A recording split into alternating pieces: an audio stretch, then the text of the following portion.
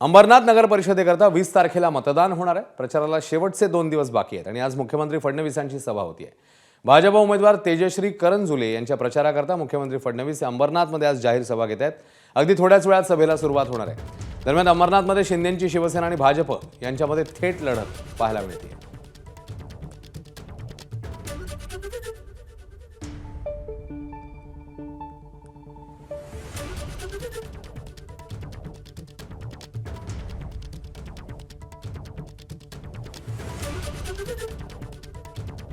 तर मुख्यमंत्र्यांच्या सभेपूर्वीच अंबरनाथ शहरात मोठा संघर्ष उफाळून आलाय। भाजपचे पॅनल क्रमांक 4 मधले उमेदवार पवन वाळेकर यांच्या कार्यालयावर अज्ञातांनी गोळीबार केलाय।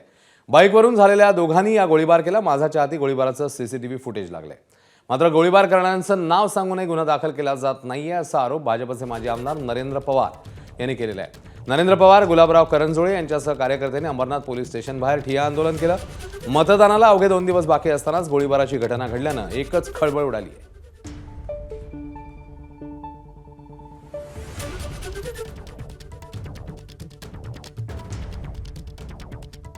हा आरोप राजू वाळेकर आणि निखिल वाळेकर आणि अरविंद वाळेकर यांच्यावरती आहे। काय सगळी घटना घडली रात्रीच्या सुमारास? रात्री आम्ही कार्यकर्ते बसलो होतो।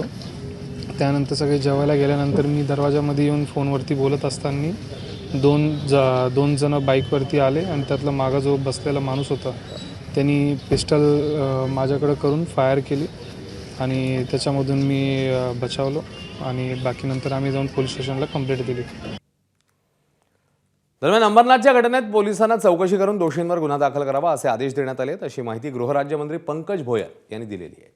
नाही, मधातल्या काळामध्ये काही घटना काही ठिकाणी घडल्या ह्या संदर्भात ज्या ठिकाणी तक्रारी प्राप्त झालेल्या आहे त्याच्यावरती चौकशी चालू आहे आणि जेही कोणी गुन्हेगार असतील त्यांच्यावर सक्त कारवाई करण्यात येईल। काल रात्रीची घटना आहे अंबरनाथमध्ये जिथे उमेदवाराच्या घरावर गोळीबार झालेला आहे। नाही, अशा पद्धतीची घटना होणे अपेक्षित नाही आहे। ज्या कोणी यांनी अशा पद्धतीचं काम केलं असेल, कृत्य केलं असेल त्यांच्यावर कठोरातली कठोर कारवाई करण्याचे निर्देश त्या ठिकाणी देण्यात आलेले आहेत।